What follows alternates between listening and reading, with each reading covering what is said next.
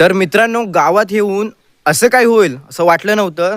दाखवतो. पर्यात आलो होतो, अटकाच्या झाडाखाली गेलो होतो. पण अटका काय भेटलेली नाहीत. पण पर्यात आहे ना, एवढं घाण कृत्य केलेलं आहे ना गुरक्यांनी, तुम्हाला दाखवतो. नवला देवीच्या स्थानाच्या इथे आलो होतो. हे नवला देवीचं स्थान इकडे आहे आणि इकडे हिरवी कोंडा आहे. आणि हे वरचं पाणी आहे ना, हे आपण पिण्यासाठी वापरतो. तर गुरक्यांनी आहे ना इथे ट्रॅप लावला आहे, दाखवतो, मासे मारण्यासाठी.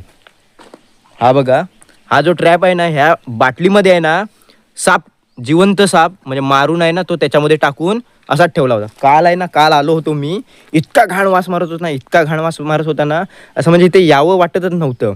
पण आज रिअलमध्ये मी व्हिडिओ करतो आहे. आत्ता तो साप नाही आहे त्याच्यामध्ये.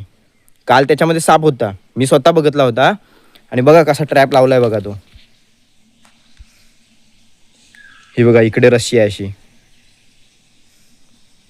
तर वाडीत काय काय जणांकडे नळ नाही आहेत आणि इथलाच ते पाणी पितात सर्व. इथलं म्हणजे हे बघा, हे जे पाणी आहे ना आपलं येतं आहे ना, ह्याच पर्यातलं आपण पाणी पितो. आणि त्यांनी असं कृत्य केलं आहे. ह्याला आता जबाबदार कोण? म्हणजे कोण जर आजारी वगैरे पडेल ना, तर त्याला जबाबदार कोण?